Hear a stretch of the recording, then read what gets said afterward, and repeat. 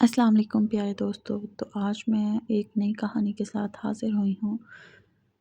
کہانی سننے کے لیے میرے چینل کو سبسکرائب کر دیں، شیئر کر دیں اور لائک کر دیں تاکہ میں آپ لوگوں کے لیے اچھی اچھی کہانیاں لا سکوں۔ تو شروع کرتے ہیں۔ ظفر اچھا بھلا معقول لڑکا تھا، شائستہ، مہذب اور پڑھا لکھا۔ محلے میں سبھی اسے اچھی نگاہ سے دیکھتے تھے، ہر کوئی عزت سے ملتا، سب اس کی تعریف کرتے۔ وہ تھا بھی قابل تعریف کہ شریف النفس تھا اور ایف اے پاس کر لینے کے بعد ملازمت کر رہا تھا۔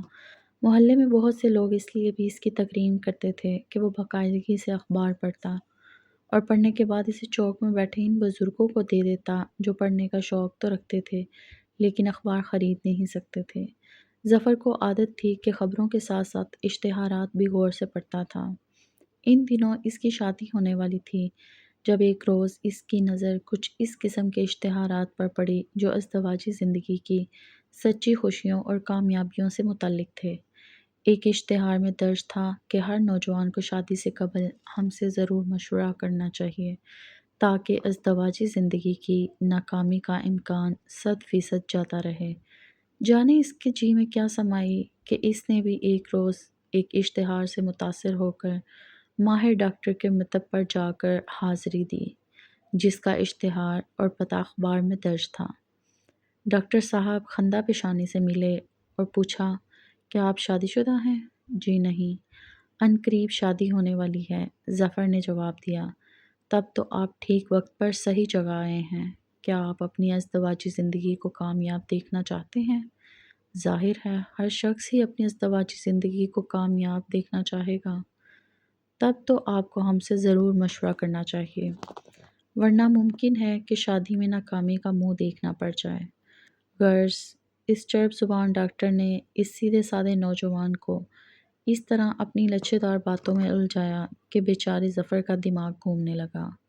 ڈاکٹر کہہ رہا تھا، آپ کو کچھ عرصہ ہم سے باقاعدہ علاج کروانا چاہیے ورنہ آپ کی شادی ناکام رہے گی۔ ظفر اس بات کا مطلب نہ سمجھا، پھر بھی یہ خوف سا اس کی جاگزیں ہو گیا کہ ممکن ہے ڈاکٹر کا قیافہ درست ہو، اسے علاج کی ضرورت ہو اور اس بات کا اس کو علم نہ ہو۔ مکتب سے لوٹا تو وہ بہت پریشان تھا۔ کئی روز تک گمسم رہا، کسی سے بات نہ کی۔ اس چال باز نام نہاد ڈاکٹر سے ملنے کے بعد وہ گوناگوں الجھنوں کا شکار ہو کر رہ گیا تھا۔ کبھی سوچتا ڈاکٹر کی باتیں سچ نہ ہوں تو کیا فی الحال شادی سے انکار کر دوں۔ کبھی ارادہ کرتا کہ ڈاکٹر کے پاس دوبارہ جاؤں جس نے علاج اور دوا کی بھاری فیس بتائی تھی۔ پھر خود کو سمجھاتا کہ سب سوچوں پر مٹی ڈالوں اور حالات کا مردانہ وار مقابلہ کروں۔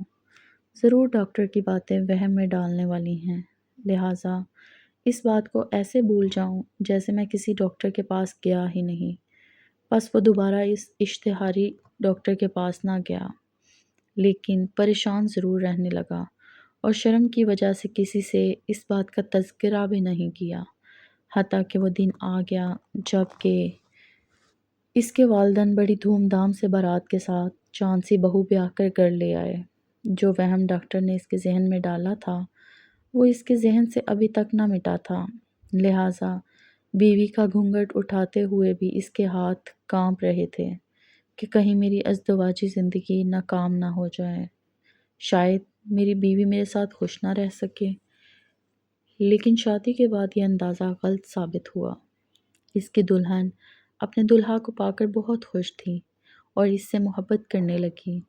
دونوں ہی ایک دوسرے سے خوش تھے اور ایک دوجے بنا زندہ رہنے کا تصور بھی نہ کر سکتے تھے۔ ظفر کی شریک حیات نے ہر طرح سے اس کا خیال رکھا اور اس کی خدمت کرنے میں کوئی دقیقہ گزاشت نہ کرتی تھی۔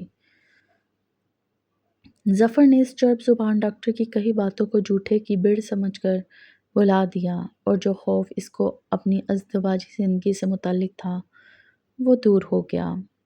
کچھ عرصہ یوں ہی ہنسی خوشی گزر گیا۔ ایک روز وہ سسرال گیا تو معلوم ہوا کہ اس کی بیوی کا چچا زاد بھائی فرحان 10 برس لندن میں گزارنے کے بعد کل کی فلائٹ سے وطن واپس لوٹ رہا ہے۔ اس کی سسرال میں سبھی افراد بہت خوش تھے کیونکہ فرحان ایک طویل عرصے بعد لوٹ رہا تھا۔ ظفر نے بھی رسماً اس کی دعوت کا پروگرام بنا ڈالا۔ دوسرے دن وہ فرحان کو خود جا کر گھر بلا لایا اور اسے ڈرائنگ روم میں بٹھا کر خاطر مدارت کا کچھ سامان لینے بازار چلا گیا۔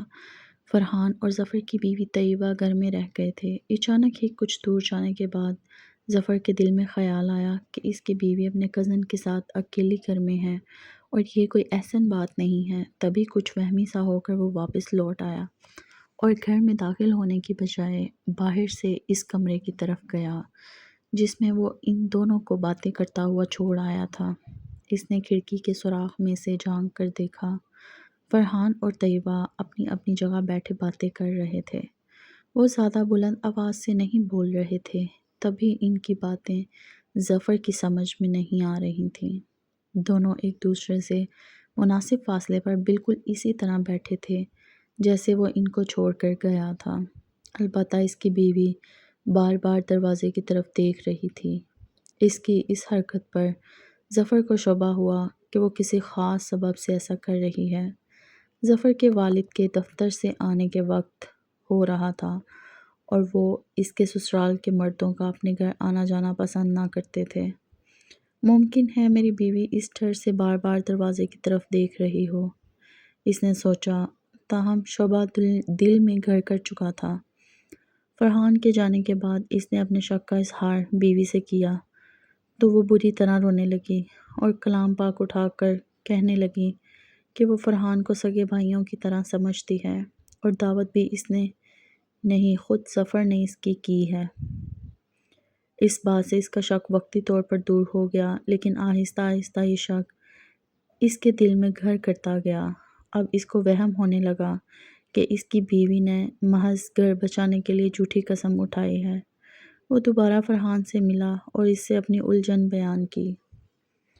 وہ چونکہ یورپ سے آیا تھا اور خاصا روشن خیال تھا، اس لیے ظفر نے اس کے سامنے اپنی الجھن ظاہر کرنے میں کوئی قباحت محسوس نہ کی، کیونکہ ہر صورت وہ اس الجھن سے نجات چاہتا تھا۔ فرحان نے تحمل سے اس کی بات سنی، پھر کہنے لگا کہ تمہیں کس طرح یقین دلایا جا سکتا ہے کہ میرا تمہاری بیوی کے ساتھ کوئی غلط تعلق نہیں ہے؟ کیا صرف سمجھانے سے؟ کیا قسم اٹھانے سے؟ جیسے بھی تم کہو، میں تیار ہوں۔ اس نے یقین دلایا کہ ایسی کوئی بات نہیں ہے، یہ محض تمہارا وہم ہے۔ میرا تمہاری بیوی سے نہ کبھی پہلے کسی قسم کا کوئی تعلق رہا ہے اور نہ اب یا آئندہ رہے گا۔ وہ میری سگی بہن جیسی ہے۔ اگر تم خود مجھے مدعو نہ کرتے تو میں تمہارے گھر آتا بھی نہیں۔ تم نہ بھی آتے مگر میری بیوی تو میکے جا سکتی ہے۔ فرحان نے اپنے غصے پر قابو پایا اور مجبور ہو کر مسجد میں جا کر قرآن پاک پر قسم کھائی اور ان باتوں کو دہرایا تاکہ ظفر اپنی اس ذہنی کشمکش سے نکل جائے جو اسے تکلیف دے رہی ہے اور نارمل ہو جائے تاکہ وہ خوش و خرم زندگی گزار سکے۔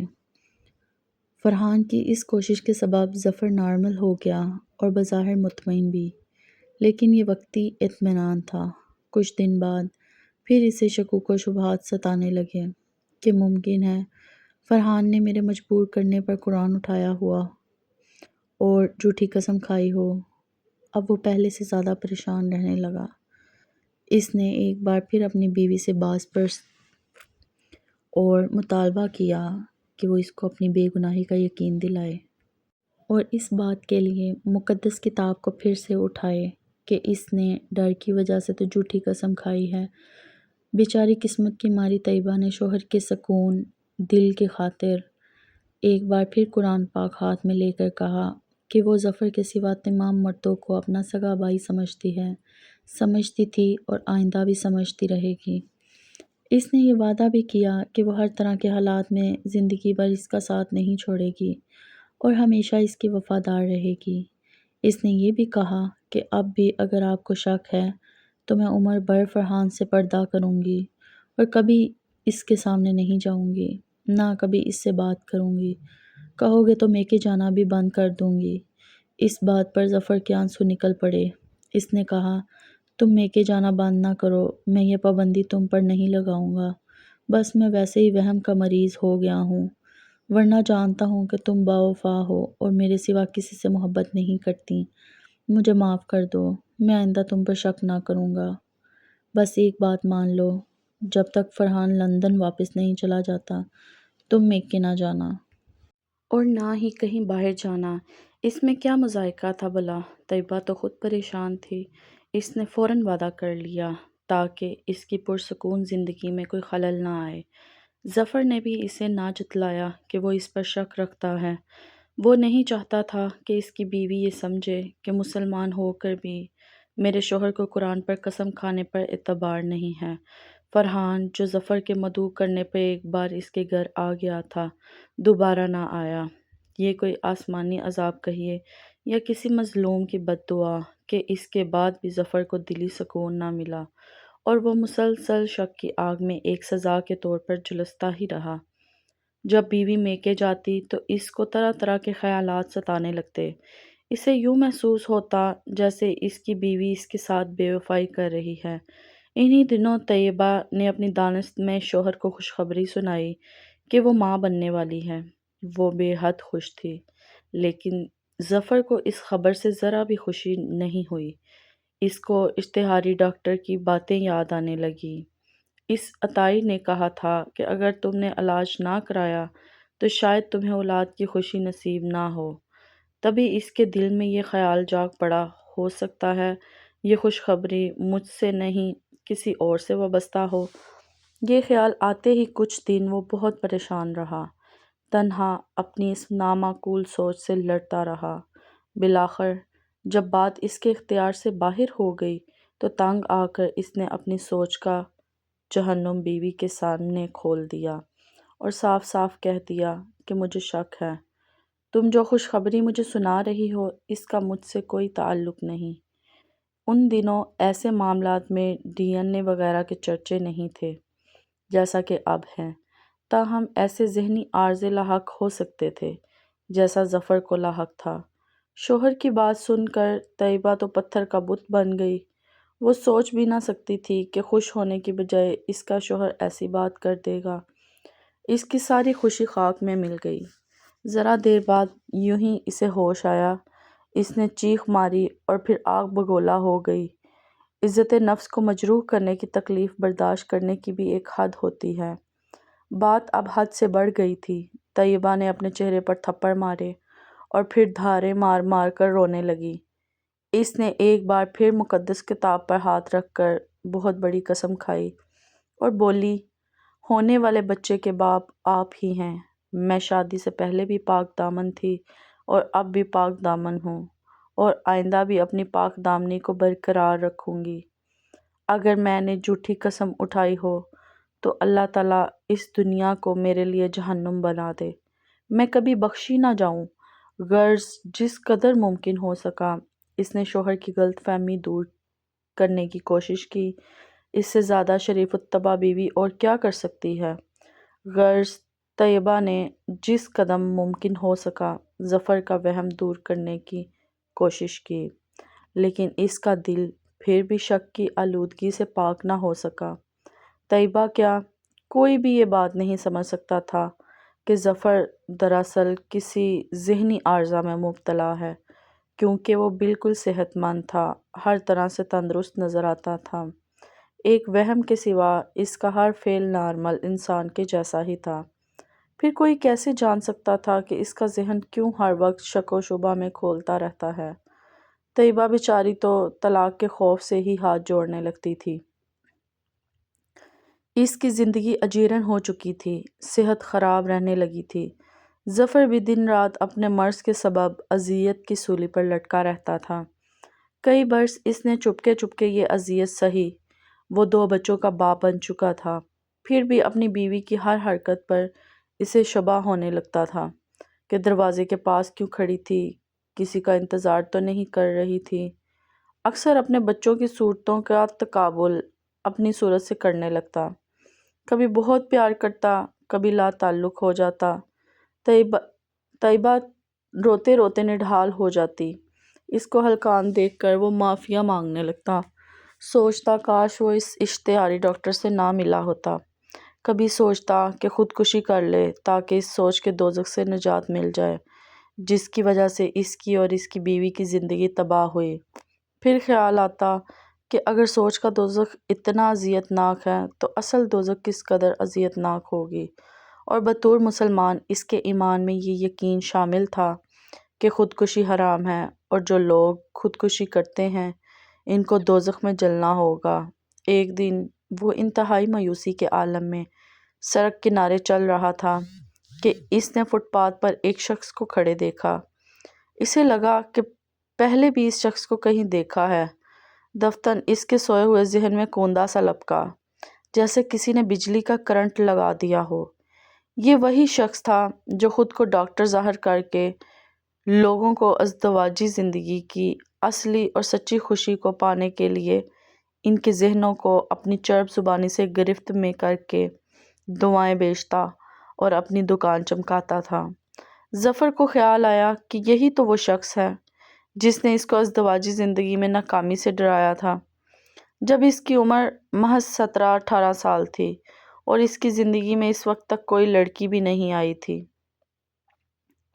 وہ جیون کے ایسے کسی تجربے سے بھی نہ گزرا تھا جس کو اس منحوس ڈاکٹر نے اصلی اور سچی خوشی کہا تھا۔ اپنی طرف متوجہ پا کر اس شخص نے بھی ظفر کو پہچان لیا اور گرم جوشی سے ہاتھ آگے بڑھاتے ہوئے کہا، ہیلو، کیسے ہو مسٹر؟ بڑے دنوں بعد نظر آئے ہو۔ کیا میرا مطب ڈھونڈ رہے تھے؟ بالآخر تم کو میری ضرورت پڑ گئی۔ آؤ میرے ساتھ۔